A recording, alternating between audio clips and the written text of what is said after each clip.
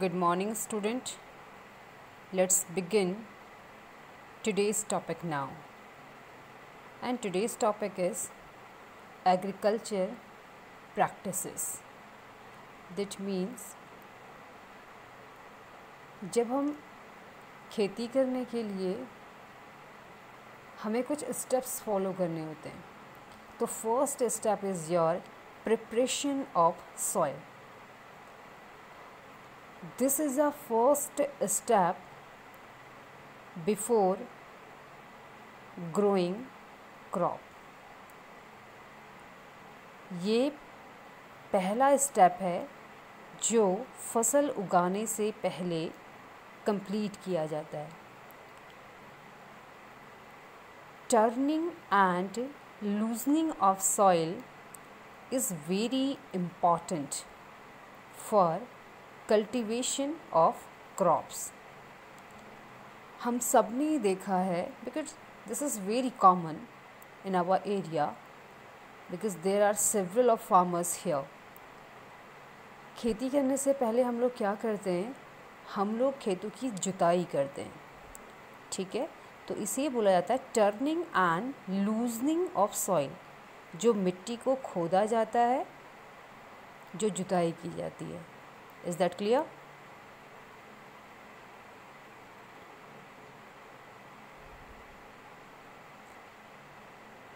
This process is known as the plugging or tilling. और इस process को क्या बोला जाता है, प्लगिंग और टिलिंग. इसमें जो टूल्स यूज़ होते हैं बच्चों, कुछ टूल्स जो हैं वो एंशिएंट टाइम से यूज़ हो रहे हैं. फॉर एग्ज़ाम्पल प्लो एंड हो. प्लो यानी कि हल, एक तरीके का हल होता है, और ये भी एक क्या है, ट्रेडिशनल है जो एंशिएंट टाइम में यूज़ किया जाता है. मॉडर्न टाइम में हम इसे यूज़ नहीं करते हैं. किया जाता है इन hilly areas. And modern time में हम क्या यूज़ करते हैं, cultivator and rodometer. Is that clear? And second point is showing. Sowing means बुवाई. Showing of seeds at appropriate depth and distance gives good yield. Good variety of seeds are shown after selection of healthy seeds. Sowing is done by seed drills.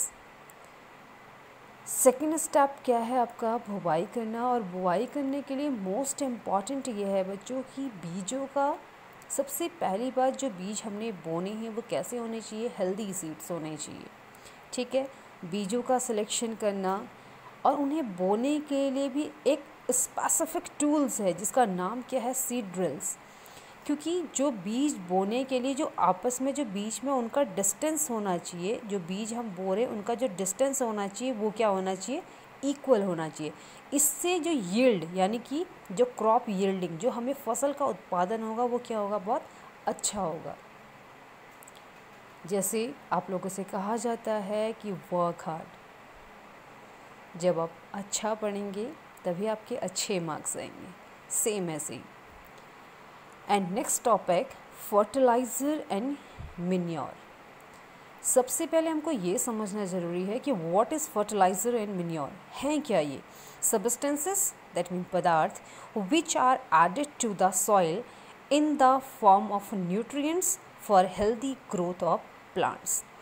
ऐसे पदार्थ जिन्हें हम किस में add करते हैं, मिट्टी में उनको ऐड किया जाता है, जिससे न्यूट्रिएंट्स मीन्स वो हमको हमारी मिट्टी को क्या करते हैं, पोषक तत्व प्रोवाइड करते हैं. और किसकी हेल्दी ग्रोथ बनती है, प्लांट्स की. सेम लाइक दैट, जैसे हम लोगों को न्यूट्रिएंट्स कौन प्रोवाइड करते हैं, हमारे 5 मेजर न्यूट्रिएंट्स होते हैं, carbohydrates, proteins, fats, minerals and vitamins. Same ऐसे ही यहाँ पे कुछ ऐसे फर्टिलाइजर्स एंड मैन्योर होते हैं. It's provides soil nutrition. And now definition of fertilizer. Fertilizer are chemicals which are rich in a nutrient. They produced in a factory. Fertilizers जो हैं वो किससे बनते हैं, बनते कहाँ हैं? फैक्ट्रीज़ में बनते हैं। और ये क्या है? रिच सोर्स ऑफ न्यूट्रिएंट, बहुत ज़्यादा मात्रा में क्या होता है इनमें? पोषक तत्व होते हैं।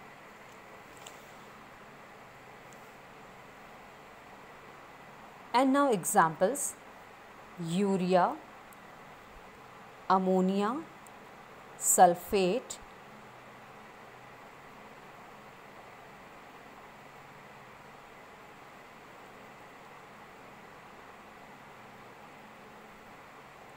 Phosphorus, potassium etcetera. ये सब क्या है? हमारे फर्टिलाइज़र्स। And then मिन्योर। और फर्टिलाइज़र का मीन क्या होगा? उर्वरक। और मिन्योर यानी कि जो हमारी खाद होती है, इट्स ऑर्गेनिक। ऑर्गेनिक यानी कि क्या होगी? इसे हम अपने घर पे बनाएंगे।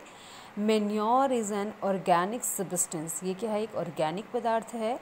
ऑब्टेन्ड, प्राप्त होता है, from the decomposition. Decomposition meaning यानी कि उसको अपघटन, इसका डिकम्पोजिशन का मीनिंग होता है अपघटन, ऑफ प्लांट्स और एनिमल्स वेस्ट। और जो किससे प्राप्त होगा? एनिमल्स और प्लांट का जो वेस्ट पदार्थ होते हैं उनको सड़ा गला के हम लोग क्या तैयार करते हैं? मिन्योर तैयार करते हैं। कॉज ऑफ डिकम्पोजिशन, और इस डिकम्पोजिशन का जो कॉज है वो कॉज क्या होता है?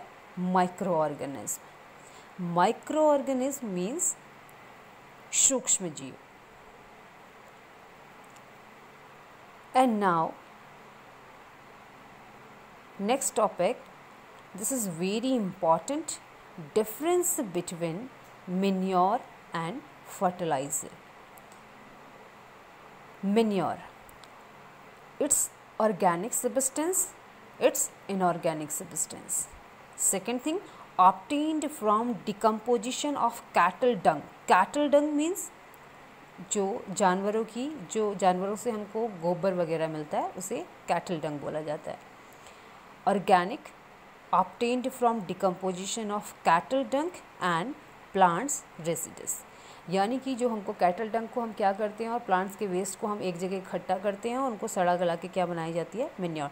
Just opposite, it's man made और it's inorganic salt.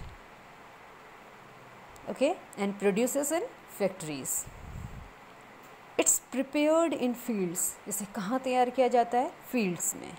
It's prepared in factories. इन्हें कहाँ तैयार किया जाता है? फैक्ट्रीज में। Provides humus to the soil. ये मैन्योर क्या है? ये इसका एक स्पेसिफिक डिफरेंस है। ठीक है, ये क्या करेगा? हमारी जो सॉइल है उसको ह्यूमस प्रोवाइड करता है। And fertilizer is not provide humus to the soil. And last, less rich in plant nutrients. ये ऑर्गेनिक है लेकिन इसमें थोड़े कम मात्रा में क्या होंगे? पोषक तत्व होते हैं बट कम मात्रा में होते हैं। लेकिन ये क्या करता है? मिट्टी को ह्यूमस प्रोवाइड करता है। And fertiliser very rich in plant nutrients. Examples: nitrogen, phosphorus and potassium. ये क्या करेगा? न्यूट्रिएंट्स इसमें बहुत ज़्यादा मात्रा में होते हैं। ठीक है, एंड थैंक यू। एंड